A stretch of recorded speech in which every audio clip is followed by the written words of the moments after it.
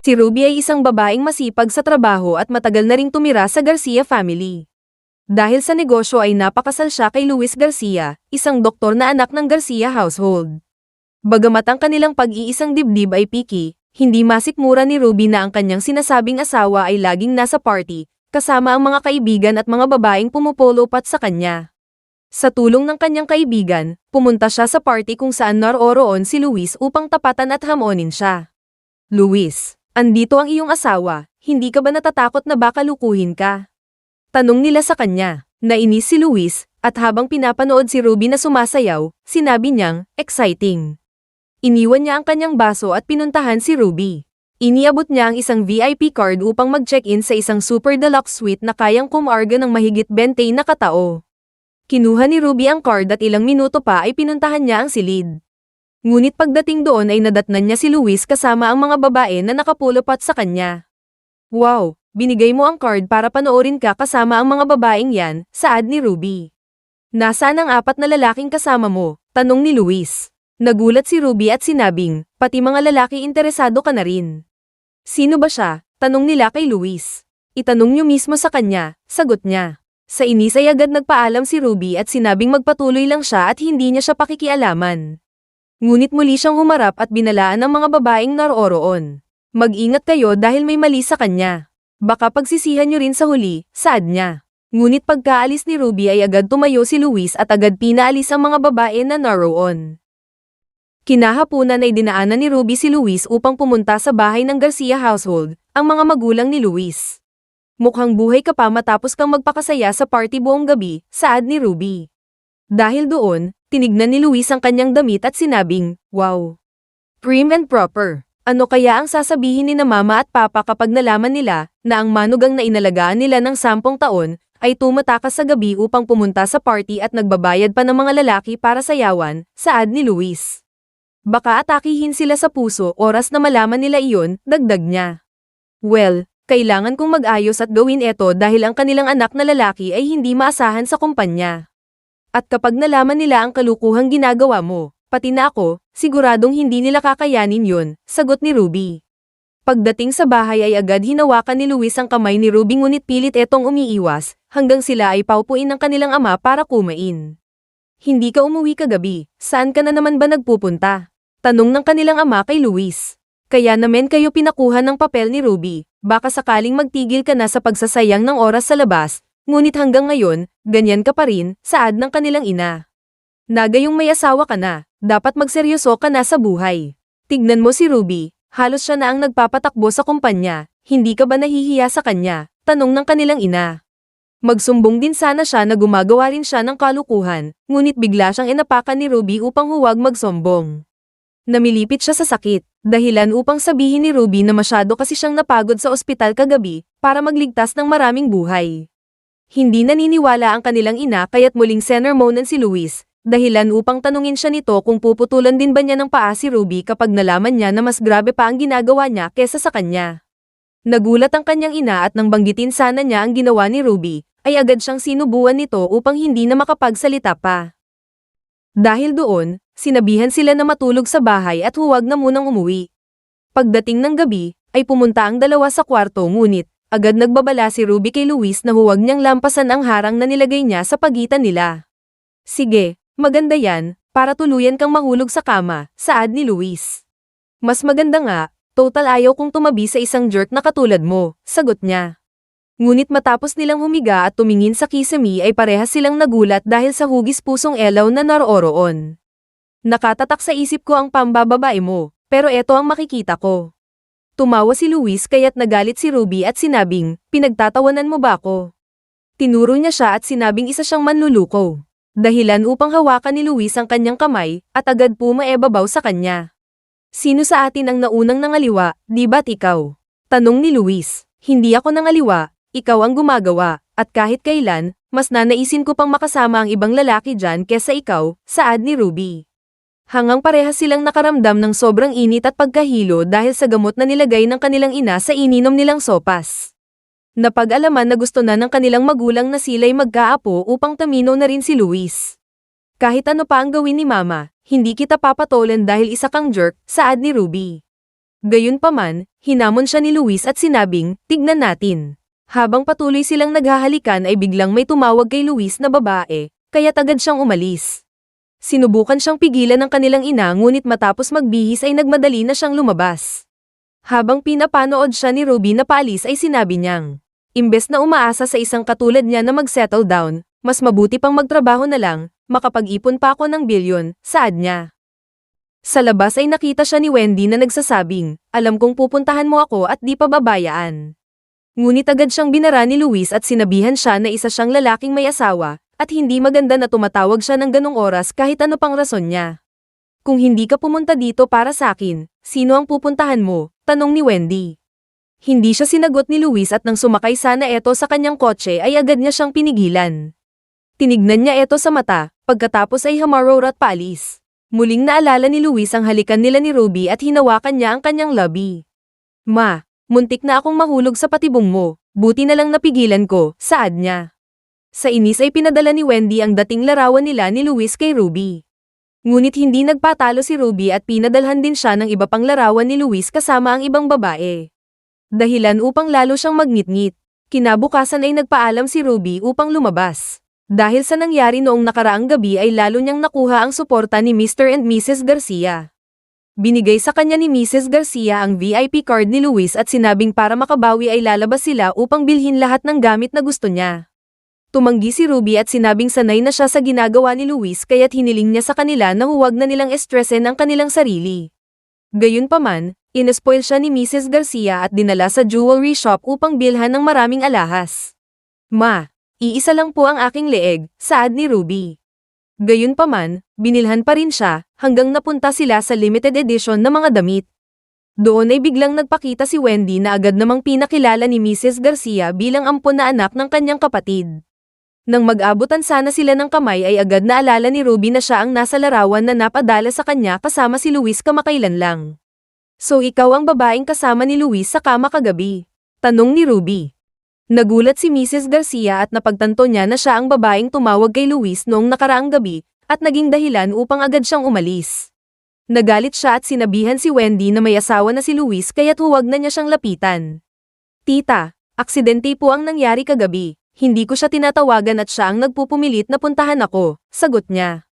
Mukhang in love kayo sa isa't isa. Mag-asawa kami ni Luis ngunit walang feelings involved. Lagi siyang lumalabas para mag-party gabi-gabi kasama ang iba-ibang babae. Mukhang mahihirapan ka niyan, lalo na't mahal niyo ang isa't isa, saad ni Ruby. Habang patuloy na nagugulat si Wendy sa sinasabi ni Ruby, ay sinabihan din siya na kumain pa ng konti dahil mas gusto ni Luis ang malaman at makurbang katawan. Sa inis ay agad umalis si Wendy. Doon ay tinanong siya ni Mrs. Garcia kung kahit konti ba ay wala siyang nararamdaman para kay Luis. Hanggang maalala ni Ruby ang pagtulong ni Luis sa kanya noong nag-aaral pa sila. Habang nakapila siya sa kantin, napag-alaman na wala ng laman ang kanyang card. Hindi na sana siya kakain ngunit biglang nagpakita si Luis at dinagdagan ng kanyang pagkain, siya na rin ang nagbayad para sa kanya. Sinagot niya si Mrs. Garcia ng pabulong at sinabing, gusto ko si Luis. Hanggang nabanggit ni Mrs. Garcia na noong teenager pa sila ay nakita niya ang spark sa kanilang mga mata. Alam niyang mahal nila ang isa't isa ngunit ngayong mag-asawa na sila ay hindi siya makapaniwala na lagi silang nag-aaway. Ma, huwag po kayong ma-stress, nagpapasalamat po ako na noong nagkasakit ang aking mga magulang ay tinulungan niyo kami. At kung kinasalman kami ni Luis ay sarili ko pong desisyon yun at walang pumilit, saad ni Ruby. Huwag kang mag-alala, kung kinakailangang paalisin ko si Wendy para di kayo mag-away ni Luis ay gagawin ko, saad niya. Huwag niyo na kaming problemahin, dahil sa mga eto, nawala ang galit ko, sabay turo sa mga alahas na pinamili nila. Samantala, matapos ang isinagawang operasyon ay agad lumabas si Luis kasama ang mga doktor na tumulong sa kanya. Ngunit agad siyang sinalubong ni Wendy na nagsasabing pinaalis na siya sa kanilang bahay. Sinabi niyang wala siyang mapuntahan at humingi ng tulong na bigyan siya ng trabaho. Ayaw siyang tulungan ni Luis at natanong kung ano ba kasi ang ginawa niya, na dahilan upang siya ay makikout sa kanilang bahay. Ngunit matapos malaman na si Wendy ang nagbigay ng dugo upang agad maligtas ang kanyang pasyente, ay napaisip si Luis. Doon ay binanggit ni Wendy ang entertainment industry na pag-aari ng Garcia family. Dahil sila ngayon ay tumatanggap ng trainees, kasama na ang libreng dorm, hiningi niya na tulungan siyang makapasok doon. Sa huli ay pumayag si Luis at sinabing iyon na rin ang una at huli na gagawin niya para sa kanya. Samantala, matapos ma-organize ang financial statement ng kanilang kumpanya, ay binigay ni Ruby ang report kay Mr. Garcia upang matignan. Napag-alaman din na ayaw i-manage ni Luis ang kanilang kumpanya kaya't mula sa pagiging executive director ay si Ruby na ngayon ang ginawang acting CEO. Humingi si Mr. Garcia kay Ruby ng pasensya dahil sa ngayon, lahat ng problema sa kumpanya ay inaasa na sa kanya, pati na ang pagpapatakbo nito. Gayunpaman, sinabi ni Ruby na ginagawa niya lahat iyon bilang pasasalamat sa ginawa nilang pagtulong sa kanya noong panahong may sakit ang kanyang mga magulang. Kinalaunan ay binisita ni Luis ang kanilang kumpanya. Siya ay pinalibutan ng mga babae at binigyan siya ng kape. Tinanggihan niya iyon ngunit nang makita niya si Ruby na paparating ay agad niya etong kinuha at sinabing, "Salamat, ang sweet mo naman. Ang sikat mo na talaga, pero sa totoo lang, nakakaabala ka na sa mga trabaho," saad ni Ruby. Pagkaalis ng mga employees ay agad siyang tinanong ni Ruby kung ano ang pinunta niya doon. "Wow, kung makapagsalita ka parang pag-aari mo na ang kumpanya. Alam mo talaga kung kailan o mantra," saad ni Luis. "Kung gusto mong kunin ang posisyon ko ngayon, sabihin na natin sa board meeting para ikaw na ang mamahala. Walang problema sa akin dahil ikaw naman talaga dapat, sabay na rin natin ang divorce para wala ng problema," sagot ni Ruby. Hanggang tanungin niya si Ruby kung may vacancy pa para sa incoming trainees. Iniabot niya ang file kung saan naroroon ang application ni Wendy Brooks. Siyempre, hindi inaasahan ni Ruby na siya ang applicant at sinabing, "Si Wendy na naman." Doon ay binanggit ni Ruby na bawat trainee ay mangangailangan ng bayad para sa training lessons, kasama na ang mga pagkain, damit at utilities. Tinanong niya si Luis kung si Wendy ang magbabayad, ngunit agad niya siyang binigyan ng card na naglalaman ng $5 million. Matapos magpasalamat ni Ruby ay agad umalis si Luis. At dahil si Ruby ngayon ang tumatayong CEO ay agad siyang pinag-usapan ng mga employees. Hanggang isa sa kanila ang nagsabi na malamang gumawa siya ng shortcut at ginapang ang chairman ng kumpanya na si Ricky Garcia. Ang ama ni Luis, kaya siya na-promote. Narinig lahat ni Luis ang kanilang usapan, at doon ay sinabihan ni Luis ang babae na masyadong madaldal, at mukhang mas nababagay siya sa palengke. Sa di inaasahan ay bigla siyang sinabihan na mag-impake na dahil tanggal na siya sa trabaho. Nagmakaawa ang babae na huwag siyang tanggalin ngunit naging matigas si Luis at wala siyang nagawa. Samantala, muling nagkita sina Ruby at ng kanyang kaibigan. Doon ay tsinika ng kanyang kaibigan na ang mga babaeng pumupolo pat kay Luis ay lumalabas na wala siyang pinatulan sa kanila kahit isa. Sinaad niya na matapos niya silang bayaran para samahan siya ay pinapaalis din niya ang mga eto pagkatapos. Mukhang tama ang suspecha ko na may diferensya siya at hindi makapag-perform sa kama kaya siya ganun. Siguro nga kinarma na siya sa mga pinagagawa niya, saad ni Ruby. Ngunit habang pinag-uusapan nila si Luis ay siya naman ang kanyang pagdating.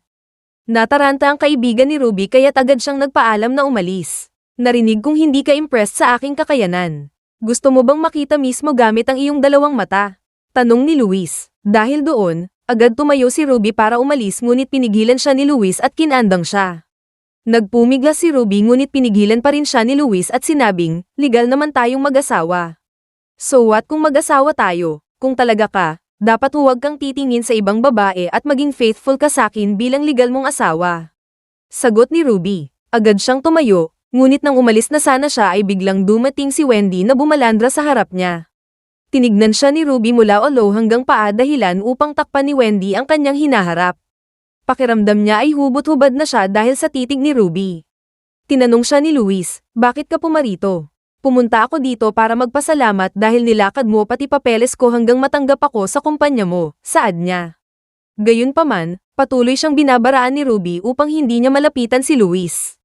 "Luis, pwede bang sabihin mo sa kanya na huwag akong harangan," saad ni Wendy. "Oh, hindi kita pinipigilan, nakita ko lang na hindi maayos ang hinaharap mo. May OCD kasi si Luis, baka maging dahilan upang ma-turn off agad siya," saad ni Ruby. Dahil doon, agad nagpaalam si Ruby at sinabing maghahanap lang din siya ng lalaking magpapasaya sa kanya. Nang lumapit si Wendy kay Luis ay agad siya nitong sinabihan, "Maghihintay ka ba ng masakyan o ako na ang tatawag para sayo?" Gayunpaman, umupo siya sa tabi ni Luis at sinabi na gusto niyang samahan siya dahil natatakot siyang mag-isa. Ngunit bigla siyang tinulak ni Luis dahilan upang sumigaw si Wendy at sabihing, "Hindi mo ba narinig ang sinabi ni Ruby?" Naghahanap siya ng lalaki. Dahil doon, agad umalis si Luis at sinabing huwag siyang sundan. Samantala, sinundan ng isang lalaki si Ruby matapos nitong sabihin na naghahanap siya ng lalaki. Sinaad niya na kailangan niya ng babaeng makahalikan sa loob ng 10 minuto. Gayunpaman, sinabihan siya ni Ruby na umalis sa harap niya. Huwag ka nang magkunwari, gusto mo rin naman di ba't sinabi mo na gusto mo ng lalaki, saad niya. Ngumiti si Ruby at sinabing, asawa ko ni Luis Garcia. Hindi naniniwala ang lalaki at nagpupumilit pa rin ito, dahilan upang itulak at sipain siya ni Ruby. Hanggang makita sila ng isang lalaki sa tabi at namangha siya dahil kinaya ni Ruby na ipagtanggol ang kanyang sarili kahit pababae siya. Nang bitawan ni Ruby ang lalaki ay nagbabala ito na magsumbong sa pulis ngunit siya naman ang pagdating ni Luis. Agad nagsumbong kay Luis ang lalaki na ginagamit ni Ruby ang pangalan niya dahil sa pagsasabing asawa niya siya at maliban doon ay sinaktan siya nito. Gayunpaman, hindi niya nakuha ang simpatiya ni Luis. Pinukpok siya ng bote sa ulo at sinabing, tama, asawa ko nga siya. Bilang resulta ay napunta silang dalawa sa police station. Doon ay nagsumbong ang lalaki na sinaktan siya ni Luis kasama na si Ruby. Ngunit nagpaliwanag si Luis na kung hindi niya nilapitan ang kanyang asawa upang bastusin ay hindi sana nangyari iyon sa kanya. Sa pag-aalala ay agad siyang pinuntahan ni Ruby upang tulungang makalabas ngunit nang malaman niyang nakipagsuntukan siya dahil sa babae ay agad siyang umalis. Kinalaunan sa opisina, nagalit ang ilang shareholders at minaliit ang kakayahan ni Ruby bilang acting CEO. Sinaad nila na 1 linggo na lang at launch na ang kanilang susunod na project, ngunit wala pa silang nahahanap na gaganap bilang spokesperson. Hindi sila naniniwala na kayang i-handle yun ni Ruby at kinwestiyon ang desisyon ni Chairman Garcia. Hanggang banggitin ni Ruby ang isang award-winning actor na si Marvin Randall bilang isa sa kanilang target. Gayunpaman, agad nilang sinabi na busy siya at hindi niya magagawa iyon. Minaliit nila si Ruby at sinabing si Marvin Randall ang cash cow ng kumpanya at malamang wala siyang oras para pagbigyan ng hingi ng isang acting CEO na katulad niya. Mabuti pa mag-resign ka na at mag-serve na lang ng tsaa, sigaw nila sa kanya. Hanggang biglang dumating si Marvin Randall na kinagulat nila. Sinong nagsabing hindi ako pwedeng utosan ni Miss James, saad niya. Habang lahat ng mata ay nakatutok sa kanya, lumapit siya kay Ruby at sinabing, confused yata sila. Baka ako ang nangangailangan at hindi ikaw. Saad niya. Doon ay sinabihan siya ng kanyang manager na hindi siya pwede dahil may schedule siya na kausapin si Mr. Nolan para sa isang project next week. Gayunpaman, pinaliwanag ni Marvin na alam ni Mr. Nolan na kailangan siya ni Ruby kaya't hinayaan niya muna ito. At dahil sinabi nilang cash cow siya ng kumpanya, ay sinabi niya na kahit pa personal cash cow siya ni Ruby James ay okay lang sa kanya. Ngayong resolve na ang problema niyo, baka pwedeng i-wrap up na natin ito, saad ni Marvin. Dahilan upang lahat sila ay umalis sa meeting room maliban sa kanya at ni Ruby. Doon ay tinanong siya ni Ruby, hindi kita tinawag at hindi rin ako nagpa-schedule sa'yo. Bakit mo pinatulan ang gig na ito? Tanong ni Ruby. Ang totoo, kailangan ko ng tulong mo. Gusto kong mawala ang haka-haka ng mga tao na bakla ako, at gusto kong magkaroon ng chismis sa pagitan nating dalawa, saad niya. Natawa si Ruby at matapos pumayag ay agad nagpasalamat si Marvin at umalis. Nababaliw ka na ba? Bakit mo gagawin yan may asawa si Ruby? Paano pag nalaman ito ng Garcia family? Tanong ng boss niya. Dahil gusto niyang paliyabin ang social media ay mas gusto niya na gawin yun sa may asawa at tumayo bilang third party. Sa ospital, pilit binibigyan si Luis ng kanyang kasamang doktor na si Nick ng packed lunch habang nakapolopot ito sa kanya. Tumanggi si Luis at sinabing, may girlfriend ka na. At isa pa straight guy ako, huwag mong gawin yan, saad niya. Nagalit si Nick at sinabing ginawa iyon ng kanyang girlfriend at nakiusap na ibigay sa kanya. Dinala iyon ni Luis sa kanyang opisina at siya naman ang pagdating ng kanyang ina. Habang kumakain siya ay sinabihan siya ng kanyang ina na tigilan na ang pagtanggap ng mga regalo mula sa mga babae dahil hindi ito makakabuti sa kanila ni Ruby. Sa totoo lang, naiintindihan ko rin si Ruby kung bakit ayaw kanya. Hanggat di ka nagtitigil sa pakikipagrelasyon sa iba, baka pati ako kakalimutan na rin kita bilang anak, saad niya. Ma, iiwanan man ako ng lahat ngunit huwag mo akong ewan. Yung glowing heart sa kwarto, masterpiece mo yun di ba? Dagdag ni Luis. Natuwa ang kanyang ina at tinanong kung nagustuhan niya ba yun. Nang sabihin niyang hindi ay nagalit ang kanyang ina at sinabing ipapatanggal niya iyon sa lalong madaling panahon. Nag-anarte siya at habang nagsusumamo ito ay sinabi niyang, Luis huwag ka namang ganyan, kailan mo ba kami bibigyan ng apo? Para tumigil ang kanyang ina ay tinanong ni Luis kung babae ba o lalaki ang gusto niya. Kinagabihan, nanaginip si Ruby na pinuntahan siya sa kwarto ni Luis upang halikan. Habang ginagawa iyon ni Luis ay sinampal siya ni Ruby. Hanggang bigla siyang nagising at nagulat na nasa kama niya si Luis. Anong ginagawa mo dito? Doon ka matulog sa pwesto mo, saad ni Ruby. Wala na yung couch, tinanggal na ni Mama. Hindi rin pwede sa sahig dahil wala na ring extra blanket, sagot ni Luis. Ano bang problema ni Mama? Bakit niya ginagawa eto? Tanong ni Ruby. Hindi ba malinaw? Gusto niya ng apo, sagot ni Luis. Nasaan yung mga babae mo? Bakit hindi sila ang anakan mo? Tanong ni Ruby. Masisira ang reputasyon ko kapag nagkaroon ako ng anak sa labas, sagot niya. Simple lang yan, mag-anak ka sa labas at pangalan mo sakin ang bata. Sagot ni Ruby. Bakit ganyan ka? Bukas ka sa iba pero ayaw mo pagdating sakin, tanong ni Luis. Dahil ang Romy mo, sagot ni Ruby. Dahilan upang hawakan siya ni Luis sa kamay at tanungin kung bakit ang baba ng tingin niya sa kanya. Luis Garcia, tandaan mo, hindi totoo ang kasal natin at may expiration day rin eto. Kung gusto mong magkaroon ng anak sakin, magbigay ka ng 10 million, saad ni Ruby. Agad pumayag si Luis at sa isang iglap ay pinadala na niya ang 20 million sa kanya. Donoble ko na dahil gusto ko, doblehin din natin upfront, saad niya. Binigay mo na ang pera sa akin, pero hindi ko sinabing gagawin natin ngayon, bulalas ni Ruby. Kinabukasan, ay pumunta si Luis upang sunduin siya, ngunit agad siyang sinalubong ni Wendy. Habang nagpapasalamat si Wendy na pinuntahan siya ni Luis ay biglang dumating si Ruby at Annie abot ang isang file sa mga clerks na naroroon. Agad namang kinuha ni Wendy ang payong nadala ni Luis at nagpasalamat sa pag-aalala niya di umano sa kanya. Talagang inaalagaan mo ng husto si Wendy. Pero bakit naghahanap ka pa rin ng ibang babae? Masasaktan siya ng husto niyan, bulalas ni Ruby. Bakit ba lagi mong pinapansin si Wendy? Noong nasa college pa tayo, larawan ka ng isang perpektong asawa. Pero ngayon nag-iba ka na, sagot ni Luis. Kung ibabalik natin ang nakalipas, malamang pinagpipilahan ako ng mga lalaki na nagsasabing ako lang ang mahal at wala ng iba. Saad ni Ruby. Talaga, mukhang malabo yung sinasabi mo at malayo nang mangyari yan, sagot niya.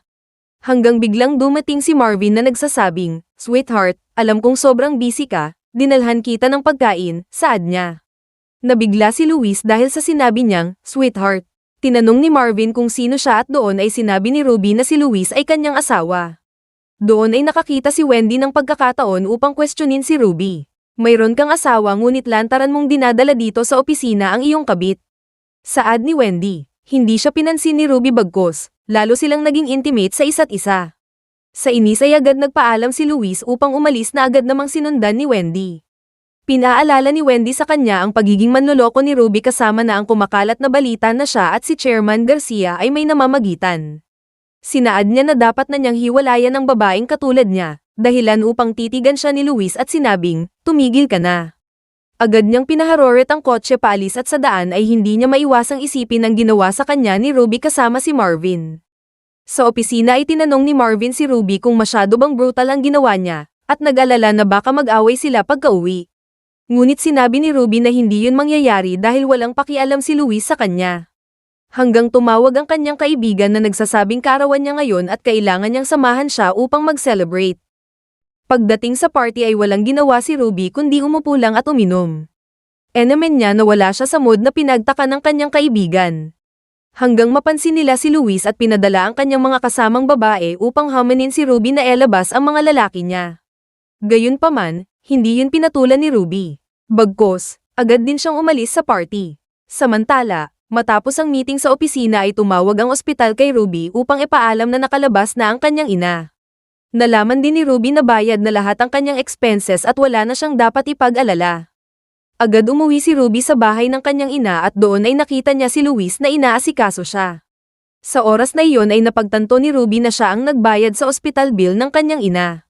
Pinakita ng kanyang ina ang leg massager na binili ni Luis ngunit hindi ito natuwa at naisip na marahil may iba siyang intensyon kaya niya ginawa iyon. Kahit hindi okay sa kanya ay nagpasalamat pa rin siya kay Luis. Ano ka ba, magpamilya tayo, ang nanay mo ay nanay ko rin kaya dapat lang natulungan ko rin siya. Saad niya, kinagabihan ay gustong matulog ni Ruby sa sala ngunit pilit siyang pinipigilan ni Luis. Saan ka matutulog, sa South Pole ba? Tanong ni Luis sa kanya. Doon ako matulog sa sala dahil baka kung ano ang gawin mo sa akin dito, balik ko na lang sa'yo yung 20 milyon, saad ni Ruby. Hindi ko kinukuha pabalik ang mga bagay na nabigay ko na, sagot niya. Lalabas na sana si Ruby ngunit hinagod siya nito at sinabing hihintayin pa rin niya ang usapan nila noong nakaraan. Hanggang bigla nilang narinig ang ingay mula sa kabilang kwarto. Mukhang na-spray ni Mrs. James ang kanyang paa dahilan upang siya ay matamba sa sahig. Agad silang pinuntahan ng dalawa upang tulungan at doon ay inasikaso siya ni Luis kasama na ang paghilot at pagpainit ng tubig upang mababad ang kanyang paa na may rayuma. Matapos asikasuhin ng ina ay bumalik ang dalawa sa kanilang silid. Ayaw pa ring i-share ni Ruby ang kama ngunit nang banggitin ni Ruby ang pamilya ay ginamit yun ni Luis na dahilan upang magkatabi silang matulog. Ngunit ilang minuto pa lang ay agad dumating ang tawag na kailangan ni Luis na tumakbo sa ospital para operahan ang mga taong naaksidente dahil sa punong natomba. Dahil doon nag-alala si Ruby sa kanya. Kinaumagahan, nagluto ng pagkain ang mama ni Ruby upang dalhin kay Luis. Pagdating ni Ruby sa ospital ay nalaman niyang nasa operating room pa rin si Luis at walang tulog, wala ring kain. Hanggang makasabay niya ang isang babaeng teenager na nagdala rin ng pagkain at nagsasabing may gusto siya kay Luis. Hanggang naalala ni Ruby ang kanyang teenager days kung saan may gusto siya kay Luis ngunit nasaktan lang siya sa huli. Dahil doon binalaan ni Ruby ang teenager na huwag umasa dahil baka sa huli ay masaktan lang siya. Hindi siya pinakinggan ng babae at inisip na naiinggit lang siya kaya niya sinabi iyon. Bago pa lumabas si Luis ay lumipat ng pwesto si Ruby. Ngunit nang makalabas na siya ay agad ibinigay ng dalaga ang kanyang dalang pagkain sa kanya, dahilan upang agad umalis si Ruby. Sa hindi inaasahan ay tinanggihan ni Luis ang pagkain, at aksidenteng nahulog iyon sa sahig. Umiyak ang babae hanggang napag-alaman na marami nang napaiyak si Luis dahil sa ginagawa niyang pagtanggi, tuwing may gustong magbigay sa kanya.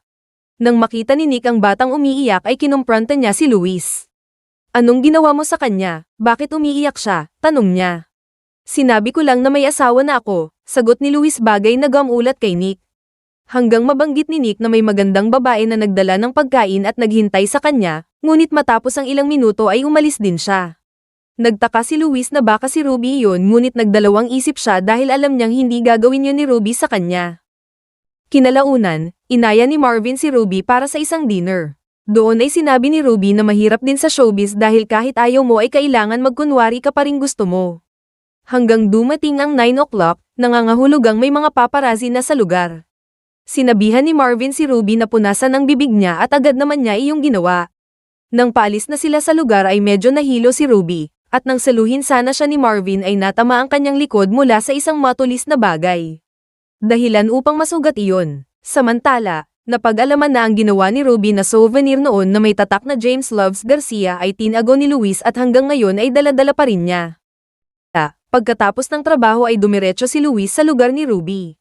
Habang naghihintay siya sa labas ay dumating siya ngunit kasama niya si Marvin. Tinanong ni Luis kung bakit kasama siya at sinabi niya ang nangyaring aksidente. Hiniling niya na baka pwede siyang sumama upang matignan ang likod niya. Gayunpaman, pinigilan siya ni Ruby at sinabing hindi siya pwede dahil busy siya sa nightlife at paniguradong naghihintay na ang mga babae niya doon. Tama ba ako? Tanong ni Ruby. Oo, saad ni Luis. Malamang hinihintay na nga ako. Iiwanan ko na kayong dalawa, saad niya. Pagkaalis ay pinaharurot niya ang kotse at di mapigilang mapadabog sa galit. Ngunit ilang saglit pa lang ay tinanong niya ang kanyang sarili, kung bakit ba siya nagagalit lagi namang ganon si Ruby sa kanya noon pa. Hanggang maalala niya ang panahong nasa college pa sila. Nang puntahan sana niya siya sa library ay narinig niya ang usapan nila ng kanyang kaklase. Doon ay tinanong si Ruby kung bakit hindi na sila nakikitang magkasama ni Luis. Bakit naman ako sasama sa kanya, ni hindi nga kami magkaibigan saad ni Ruby. Simula noon, tuluyan na silang malamig sa isa't isa. Teka, bakit ako ang aalis? Kailan ba ako nagdala ng babae sa bahay ko? Ikaw na Marvin ka, ang lakas ng loob mo, samantalang isa kang public figure, hintayin niyo ako at paghihiwalayin ko kayong dalawa, saad ni Luis. Samantala, matapos gamutin ni Ruby ang sugat ni Marvin ay muli etong nag-entertain na masakit pa rin ang likod niya. Nang tignan niyo ni Ruby ay nakita niyang dumudugo kaya't muli siyang naglagay ng betadine. Hanggang biglang nagbukas ang pintuan at bumungad si Luis na kinagulat ng dalawa. Bakit ka po marito? Tanong nila. Bahay eto ng asawa ko, hindi ba ako pwede dito? Saad niya. Kinuha niya ang cotton buds na hawak ni Ruby at sinabing, ako ang gagawa. Sinadya niyang idiin ang cotton buds sa sugat, dahilan upang pumilipit si Marvin sa sakit. Mukhang malala ang sugat, kailangan natin etong tahiin, saad ni Luis. Habang natatakot na si Marvin ay tinanong ni Luis si Ruby, may karayom ka ba? Pagkalis ni Ruby ay sinaad ni Luis na nakita niya ang larawan nila ni Ruby na kumakalat at sinaba na halatang peke. Muli niyang tinanong si Marvin, ano ang ginagawa niyo doon sa gilid ng dagat sa ganong oras? Siyempre, nagde-date, kinikilala ang isa't isa. Hindi na importante kung peke ang larawan. Basta ang alam ko, may nakakita at naniwala, meron ding nainis, sagot ni Marvin. Ano ba ang nagustuhan mo sa kanya? Tanong ni Luis. Yung gusto niya ang lahat sa akin. Totoo siya sa mga kaibigan. Maraming nagkakagusto sa kanya, at hindi maganda kung sasayangin lang niya ang panahon niya sa isang kagaya mo, sagot niya. Hanggang dumating si Ruby at sinabing karayom lang na para sa damit ang meron siya. Gayunpaman, kinuha iyon ni Luis at pinonto na isa siyang doktor at alam niya ang kanyang ginagawa. Ngunit nang makita iyon ni Marvin ay natakot siya at agad nagpaalam na may training pa siyang dadaluhan. Matapos niyang mapaalis si Marvin ay sinabihan naman siya ni Ruby na umalis na rin ngunit sinabi niyang hindi siya aalis dahil maliban sa malakas ang ulan sa labas ay gabi na rin. Agad nagtanong si Luis kung meron ba siyang damit pantulog na panlalaki. Para inisin siya ay nagbigay si Ruby ng isang bultong damit ngunit walang maayos ni isa. Kinalaunan, nagtaka si Luis kung bakit hindi lumalabas si Ruby, hanggang nadatnan na lang niya ito na nag-aapoy sa lagnat. Dahil puro expired ang mga naroroong gamot ay gumamit si Luis ng malamig na tubig upang panasan siya. Matapos niyang asikasuhin si Ruby ay hinawakan nito ang kanyang damit habang siya ay kalahating tulog. Hindi ako aalis, dito lang ako, saad ni Luis. Kinaumagahan, habang nagluluto si Luis ng pang-agahan ay napansin niya ang baonan na nakalagay sa tabi. Habang binubuksan niya iyon ay pilit siyang pinipigilan ni Ruby. Hanggang malaman niya na siya ang babaeng tinutukoy ni Nick na nagdala ng pagkain sa ospital. Agad niyang pinainit ang porridge at kinain, sabay sabing, personal etong dinala ni Ruby James kaya kakainin ko eto kahit pa may lason, saad niya. Hanggang biglang tumawag si Marvin na nagsasabing hinihintay niya siya sa Harbor City para sa film festival. Dahil doon, agad nagpaalam si Ruby na kinakailangan na niyang pumasok dahil naghihintay ang kanyang trabaho. Sinubukan siyang pigilan ni Luis dahil may sakit pa siya ngunit sinaad niya na meron siyang business trip kaya't pinainom muna siya ni Luis ng mainit na sabaw bago umalis.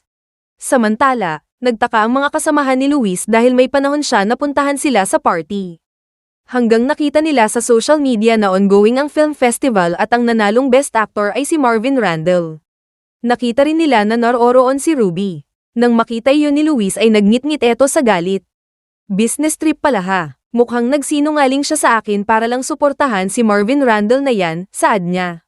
Dahil doon, tinawagan niya ang kanyang director at humingi ng isang linggong break.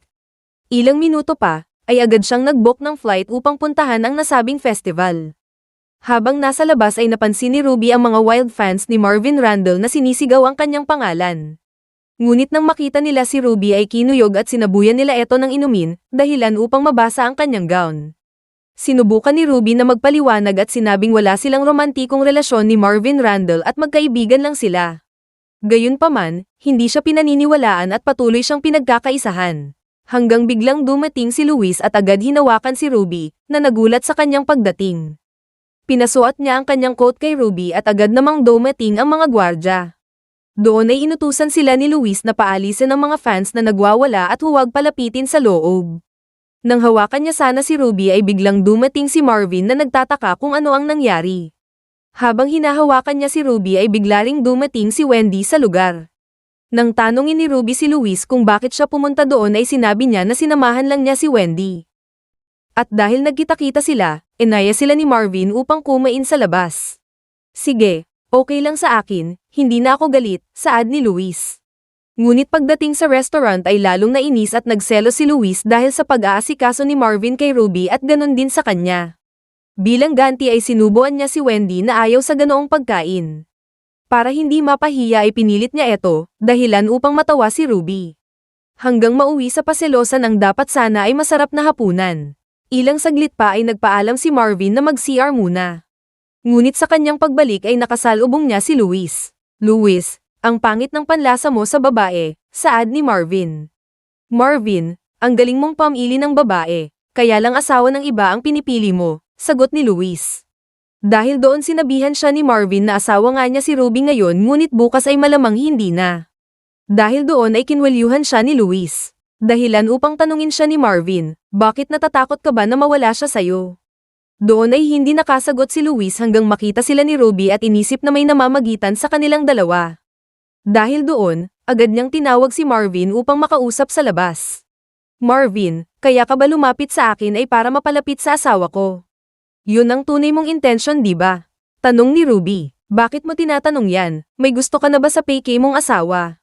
Saad niya. Sinabi ni Ruby na gusto niya siya noon, hanggang maalala niya ang araw kung saan ibibigay sana niya ang ginawa niyang scalpel kay Luis, na naka-engraved ang kanilang pangalan, ngunit hindi niya inaasahan na may kasama siyang babae. At nagsasabing pinuyat at pinagod siya ni Luis buong gabi. Simula noon, lumayo na siya kay Luis. Mahal mo siya noon, paano ngayon? Tanong ni Marvin. Bago pa niya yun masagot ay biglang dumating si Luis at hinawakan si Ruby. Mukhang may iba kang intensyon kay Ruby at hindi ka naman talaga bakla, saad ni Luis. Doon ay umamen si Marvin na totoong nahulog na siya kay Ruby. Sinaad niya na simula nang makita niya kung paano nito i-handle ang mga lalaking bastos, ay nagsimula siyang humanga sa kanya. Sinabi niya na noong una ay paghanga lang ang naramdaman niya, ngunit habang tumatagal ay onti-onti siyang nahuhulog, dahil nakita niya kung paano siya kasipag magtrabaho, na totoo siyang kaibigan, at kung gaano siya ka-vulnerable bilang babae. Dahil doon ay muli siyang kinwelyuhan ni Luis at sinabing, huwag na huwag mong sasabihin yan dahil si Ruby ay asawa ko. Saad niya, ano ngayon kung asawa mo? Pinapahalagahan mo ba siya? Ano ang ginawa mo para ipakitang asawa mo nga siya? Ang totoo kasi, coward ka, sagot ni Marvin. Dahil doon ay natahimik si Luis pagkatapos ay agad hinailan ni Marvin si Ruby palayo sa lugar. Gusto siyang habulin ni Luis ngunit agad naman siyang pinigilan ni Wendy, na nagsasabing may iba na si Ruby at huwag na niyang sundan pa. Doon ay sinabi ni Luis na asawa niya si Ruby at enamen na mahal niya siya. Muli niyang sinabihan si Wendy na itigil na ang paglapit sa kanya dahil hindi niya siya papatulan kahit kailan. Habang patuloy ang aminan at kumprontasyon ay tuwang-tuwa naman ng isang paparazzi, na sekretong kumukuha ng kanilang mga larawan, upang paliyabin ang social media at magbigay ng mga maling balita. Pagdating sa labas, ay sinabihan ni Marvin si Ruby na ihahatid niya siya pauwi. Doon ay nagpasalamat si Ruby sa matapang na pag-amen ni Marvin sa kanyang nararamdaman. Gayunpaman, sinabi niya na hanggang doon na lang iyon, at binanggit na hanggang doon na rin lang ang pekeng relasyon nila. Inamen ni Ruby na mahal pa rin niya si Luis hanggang ngayon, na agad kinwestiyon ni Marvin, dahil sa kabila ng hindi magandang pinapakita ni Luis ay nagagawa niya pa rin siyang mahalin. Sinubukan ko na rin na huwag siyang mahalin ngunit mahirap gawin. Kung ang puso sana ay may sweet off sweet on, mas madali sanang gawin ang lahat. Gayunpaman, hihintayin ko na lang ang araw na mawala na talaga, bulalas ni Ruby. Dahil sa kanyang sinabi ay tinanggap ni Marvin ang kanyang desisyon at sinaad na hindi na muna siya lalapit hanggat hindi pa malinaw ang kanyang sitwasyon. Ilang saglit pa ay pinuntahan siya ni Luis upang kausapin, ngunit siya naman ang pagtawag ng kanyang ina. Na nagsasabing nakita niya ang kumakalat na balita at kinakailangan niyang umuwi sa kanila. Samantala, hindi na matahimik si Mrs. Garcia dahil sa napapabalitang involved si Ruby sa isang sikat na aktor. Sinaad niya na kailangan na talaga niyang gumawa ng paraan upang hindi sila tuluyang maghiwalay. Pagka-uwi ay tinanong ni Mr. Garcia si Ruby, kung hindi man lang ba nagselos si Luis matapos malaman na na-involved siya sa isang aktor. Sinaad ni Ruby na malamang hindi. Pagkatapos ay tinanong niya siya kung hindi ba siya galit dahil sa nangyari. Sinabi ni Mr. Garcia na hindi siya galit dahil si Luis naman ang nagsimula. Doon ay inamin ni Mr. Garcia na noon pa ay nagkasundo na sila ng kanyang ama para sa kanilang dalawa. Sinabi niya na hanggang ngayon ay umaasa pa rin siya na sana maayos pa rin ang relasyon nila. Gayunpaman, sinabi ni Ruby na malamang hindi na mangyayari yun sa kanila ni Luis.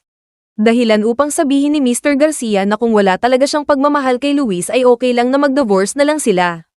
Pagkatapos ng kanilang pag-uusap ay agad nagpaalam si Ruby ngunit hindi niya pinansin si Luis na naroroon. Nang habulin sana siya ni Luis ay pinigilan siya ng kanyang ama, na nagsasabing humingi na si Ruby ng divorce. Nagulat ang dalawa, at bago pa makalayo si Ruby ay hinabol siya ni Luis upang liwanagin ang lahat. Nagtaka si Mrs. Garcia na hinabol si Ruby ng kanilang anak at doon ay napag-alaman na hindi pa totoong nagsabi si Ruby ng divorce. Bagkus hiningi niya na bigyan muna siya ng panahon dahil kailangan pa niyang ayusin ang problema sa kumpanya.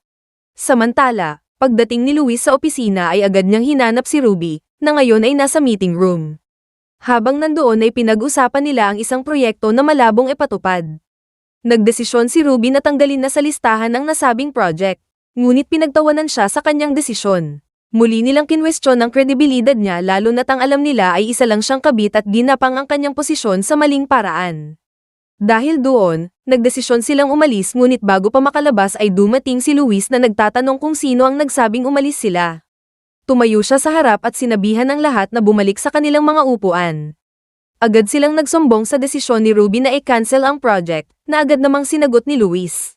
Si Ruby James ay ang acting CEO ng kumpanya, at kung ano man ang desisyon niya ay respetuhan natin, saad niya.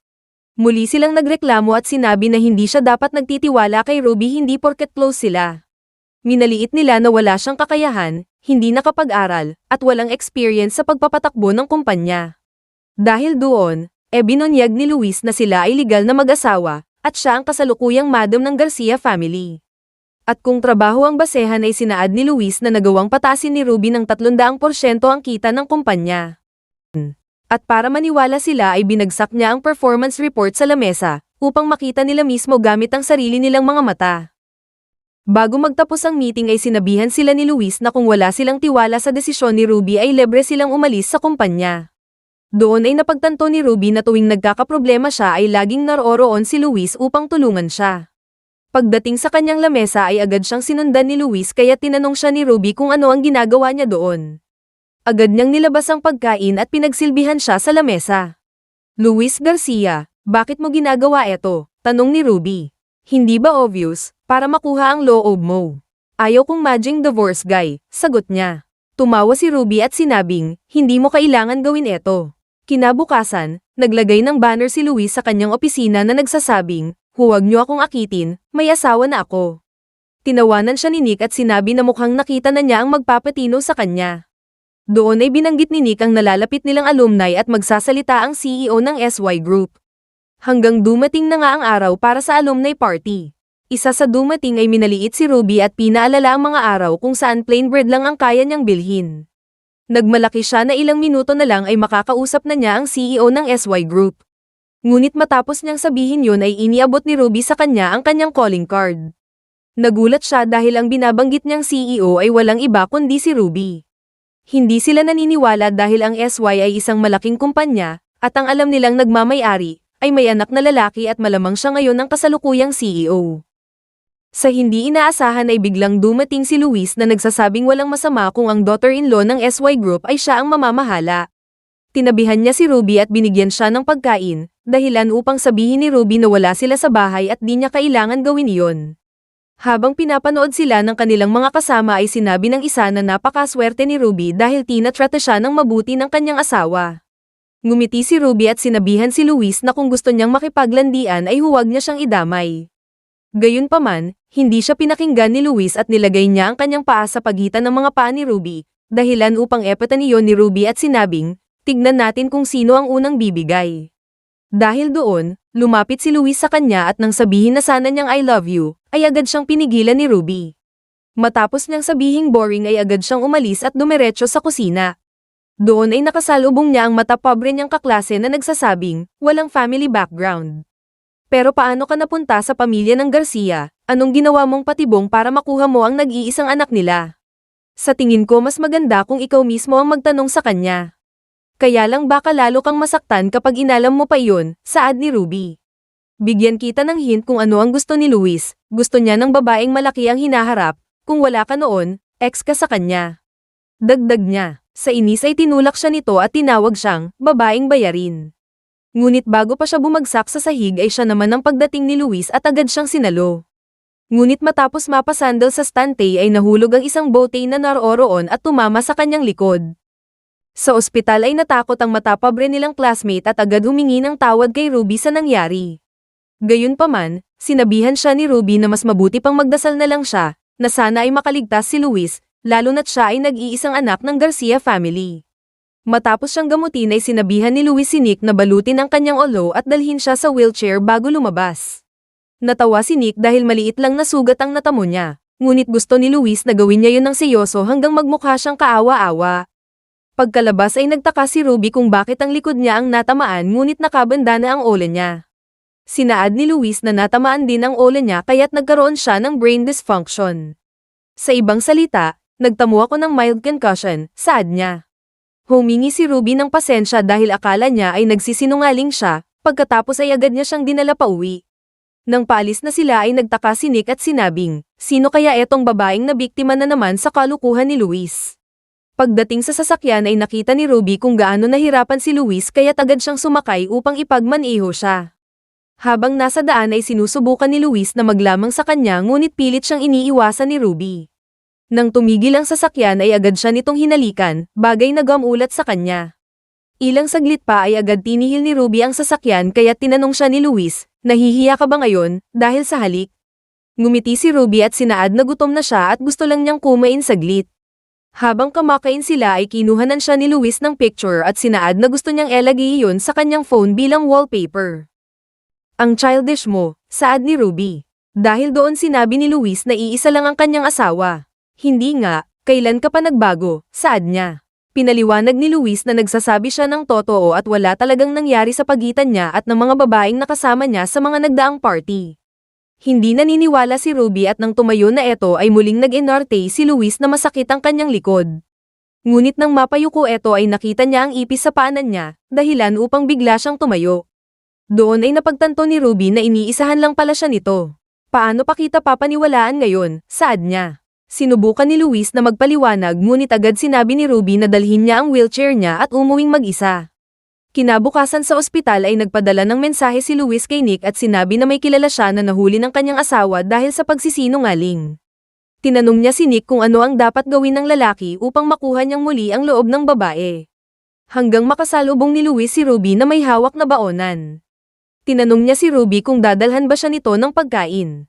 Doon ay sinaad ni Ruby na pumaroon siya dahil nandoon ang kanyang ina sa ospital. Bigla namang dumating si Nick na tawang-tawa dahil sa mensahe ni Luis. Mukhang alam niyang si Luis ang nagsinungaling na agad naman niyang binanggit sa harap ni Ruby. Tinitigan siya ni Luis at sinabing, "Shut up." Nang makita niya si Ruby ay tinanong niya kung sino siya. Muling nagsinungaling si Luis at sinabing kapatid niya. Nagtaka si Nick dahil ang alam niya ay mag-isang anak lang si Luis. Dahilan upang sabihin ni Ruby na magpinsan sila. Nang kamayan siya ni Nick ay agad tinapik ni Luis ang kamay niya, dahilan upang siya ay magduda kung ano ba talaga ang relasyon nila. Habang wala si Ruby ay agad pinuntahan ni Luis si Mrs. James. Tinanong niya kung ano ang nangyari at doon ay sinaad ng kanyang nurse na siya ay nagsusuka, at bigla na lang siyang natotomba. Hanggang magtapat si Mrs. James na naoperahan siya dati ng brain tumor at ang pagpunta nila sa ospital ay dahil bumabalik na naman ito. Doon ay nakiusap si Mrs. James na hanggat maaari ay huwag niya munang sabihin kay Ruby. Hindi komportable si Luis dahil alam niyang sa ngayon ay mas delikado ang lagay niya. Gayunpaman, sinaad ni Mrs. James na ayaw niyang masyadong nag-aalala si Ruby at baka maapektuhan siya ng husto. Binanggit niya ang mga panahong may sakit siya, at kinakailangang magdoble kayod ni Ruby upang mapagamot siya habang pinapaaral niya ang kanyang sarili. Hanggang isang araw, dumating siya na may dalang tseke na naglalaman ng $5 million upang may pagamot siya. Sinaad niya na lagi niya siyang tinatanong kung saan galing ang pera ngunit nanatiling tikom ang bibig ni Ruby. Hindi nagtagal ay nakita ng kanyang ina ang isang file kung saan nakipagkasundo siya kina Mr. and Mrs. Garcia na magpakasal kay Luis, kapalit ng $5 million. Ngunit kahit alam niya iyon ay hindi na niya binanggit sa kanyang anak. Iniabot niya kay Luis ang kasunduan at nang mabasa niya ito ay napagtanto niya na lahat pala ng ginagawa ni Ruby ay dahil sa kanyang ina at hindi dahil sa kung anuman.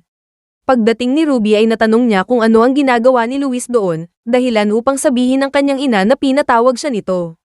Doon ay agad pinakita ni Mrs. James ang larawan ng lugar na gusto niyang puntahan. Di nagtagal ay umuwi si Ruby upang mag-impake para sa vacation trip nila ng kanyang ina. Pinuntahan siya ni Luis at doon ay tinanong niya siya kung kahit minsan ba ay may naramdaman siya sa kanya. Sinaad ni Ruby na huwag siyang mag-overthink dahil ang meron sila ay isang kontrata lamang. Paano kung punitin ko ang agreement? Tanong ni Luis. Nagulat si Ruby at natamimi sa sinabi niya. Nilapitan siya ni Luis at niyakap sabay sabing, kapag i-cancel ko ang agreement, mamahalin mo kaya ako kahit kunti lang. Saad ni Luis, kung wala ang agreement kasama ang $5 million, pakakasalan mo kaya ako, dagdag niya. Agad sumagot si Ruby at sinabing hindi, hanggang makita niya ang naiwang gamot ng kanyang ina para sa brain tumor. Nalaman niya na ang gamot ay kabibili lang, dahilan upang mapagtanto niya na muling bumalik ang sakit niya, at ang napagkasunduan nilang bakasyon ay malamang iyon na ang huling trip nila. Alam ni Luis ang pwedeng mangyari at niyakap niya si Ruby, na sa oras na iyon ay hindi pa nagsisingkin sa kanya ang lahat. Bakit ako iiyak? Kailangan ko nang mag-impake at marami pang bakasyon ng aming pagsasamahan. Saad niya. Kinabukasan ay natuloy na nga ang kanilang trip at maliban kay Luis ay kumuha sila ng nurse attendants para sa kanyang ina. Habang naglalakad si Mrs. James ay nagpasalam si Ruby kay Luis sa pagsabi sa kanya sa tunay na sitwasyon ng kanyang ina. Ano pa ba ang hihilingin ko? Sa totoo lang meron na sa akin ang lahat. Ngunit kapalit nito ay ang buhay ng aking ina. Kung aalis siya, may iwan na naman akong mag-isa, saad niya. Ano ka ba? Nandito lang ako para sa'yo. Magtiwala ka sa akin. Kahit ngayon lang, pangako ni Luis. Gayunpaman, natatakot si Ruby dahil oras na damaykit siya kay Luis ay pwede namang mawala ang kanyang ina. Sa di inaasahan, ay muli na namang natumba si Mrs. James, dahilan upang muli siyang dalhin sa ospital. Habang naghihintay, ay di mapakali si Ruby sa sitwasyon ng kanyang ina. Hanggang lumabas si Luis at sinabi na nasa delikadong stage na siya ngayon. Gayunpaman, may dalawa pa ring opsyon na pwede nilang pagpilian sa lalong madaling panahon. Una, ay daanin sa pag-inom ng gamot. Pangalawa, ay panibagong surgery. Hindi makapagpili si Ruby dahil parehas na 50-50 ang buhay ng kanyang ina, alinman sa dalawa ang pipiliin. Sa huli ay tinanong siya ni Luis at sinabing, ako ang lead surgeon sa operasyong eto. Mapagkakatiwalaan mo ba ako na gawin eto? Matapos makapag-isip ay pumayag si Ruby, dahilan upang agad naghanda si Luis at ng kanyang team para sa agarang operasyon. Bago magsimula ang operasyon ay naisip ni Luis na kailangan niyang mapagtagampayan yon dahil napakahalaga ng taong ooperahan niya para kay Ruby. Alam din niya na eto na rin ang huling pagkakataon upang maisalba ang kanilang marriage. Habang naghihintay ay pamaro ng mga magulang ni Luis upang i-comfort si Ruby. Patuloy din ang pagdarasal ni Ruby at sa oras na iyon ay tagaktak ang pawis ni Luis. Ilang oras pa ay nagbukas ang pintuan at agad nilapitan ni Ruby si Luis upang alamin ang resulta. Matapos ibalita na nakaligtas siya ay agad siyang niyakap ni Ruby at nagpasalamat sa kanya. Kinalaunan, habang nag-uusap ang mag-ina ay dumating ang mga magulang ni Luis upang kumustahin si Mrs. James. Ngunit matapos malaman na pabalik na sa normal ang kalusugan ng kanilang ina, ay biglang tinanong ni Mrs. Garcia si Ruby kung idediborsyo pa rin ba niya si Luis. Dahil hindi makasagot si Ruby ay muli siyang tinanong ni Luis at naglabas ng sama ng loob kung talagang gagawin niya iyon. Kinalaunan ay hiniling ni Ruby sa nurse kung pwede bang makita niya ang medical record ng kanyang ina. Agad sinabi ng nurse na tignan niya ang file sa shelves ni Dr. Luis dahil yun ang sinabi sa kanya. Agad namang pumunta si Ruby at doon ay bumungad sa kanya ang banner na nagsasabing, huwag niyo akong akitin, may asawa na ako. Habang hinahanap niya ang file ay nakita niya ang scalpel na may tatak na James and Garcia. Naalala niya na ibibigay niya sana yon kay Luis noong nag-aaral pa sila, ngunit tinapon niya yon matapos makita na may nakapolopot sa kanya na ibang babae. Habang naiiyak siya ay biglang dumating si Luis na nagtatanong kung bakit umiiyak na naman siya. Doon ay tinanong siya ni Ruby kung bakit pinulot niya iyon matapos niyang itapon sa basurahan. Nakita ko ang hawak mo noon at nang ilagay mo sa basurahan ay benalikan ko upang tignan, saad ni Luis. Binanggit ni Ruby ang babaeng kasama niya noon at doon ay sinabi ni Luis na siya ay pinsan niya at kararating lang mula abroad. Kinagabihan noon ay naglaro sila ng computer games buong magdamag, dahilan upang magreklamo ang kanyang pinsan kinabukasan. Ang tanga ko, bakit hindi man lang sumagi sa akin na pinsan mo pala yon, saad ni Ruby. Ibig bang sabihin niyan, inaamin mo na may feelings ka sa akin? Tanong ni Luis. Ikaw naman ang unang nahulog sa akin, sagot ni Ruby. Hindi pa rin nagpatalo si Luis at sinabing ang scalpel ang nagpapatunay na si Ruby ang unang nahulog sa kanya. Habang sila ay nagtuturuan kung sino ang nauna, biglang hinalikan ni Luis si Ruby at sinabayan naman siya nito. Ngunit ilang saglit pa ay dumating si Nick na nabigla sa kanyang nakita. Gusto sana niyang bumalik ngunit agad lumabas si Ruby. Binati siya ni Nick at sinabing, "Hi cousin." Pagdating kay Luis ay agad niya siyang kinumpronta. Sinaad niya na isa siyang lalaking may asawa, ngunit nakikipaghalikan sa ibang babae at pinsan pa niya. Magaling ka talagang maglaro, dagdag niya. Isa lang yun na roleplay, ang totoo siya ang asawa ko, saad ni Luis. Kinagabihan, habang nagluluto si Ruby ay niyakap siya ni Luis habang hinahalikan siya sa leeg. Ano ka ba, nagluluto ako, ayaw mo bang kamain, saad ni Ruby. Ikaw ang gusto kong kainin, sagot niya. Hanggang sila ay naghalikan sa kusina. Sa huli ay binuhat siya ni Luis papunta sa silid. Kinabukasan, nagising silang magkatabi at doon ay nalaman nila na parehas silang first time. Doon ay inamen ni Luis na ang totoo ay siya ang unang nahulog kay Ruby. Kinuwento niya noong unang araw pa lang na makita niya siya ay nahulog na siya sa kanya at lagi niya siyang hinahanap. Dumating ang araw na naging close sila ngunit hindi nagtagal ay lumayo sila sa isa't isa. Lumipas ang mga taon at sa wakas ay natupad na din ang inaasam ng kanilang mga magulang na magkaroon ng apo. Gayunpaman, kahit may anak na sila, ay para pa rin silang mga dalaga at binata na nagliligawan. Mga ka-recaps, hanggang dito na lang ang ating kwento, at tandaan natin na hindi masamang ma-inlove at ihayag ang ating nararamdaman. Basta't siguraduhin lang natin na walang taong masisira at matatapakan. At kung gaano man tayo katapang para ihayag ito, ay ganun din sana tayo katapang, para tanggapin, ano man ang magiging resulta nito.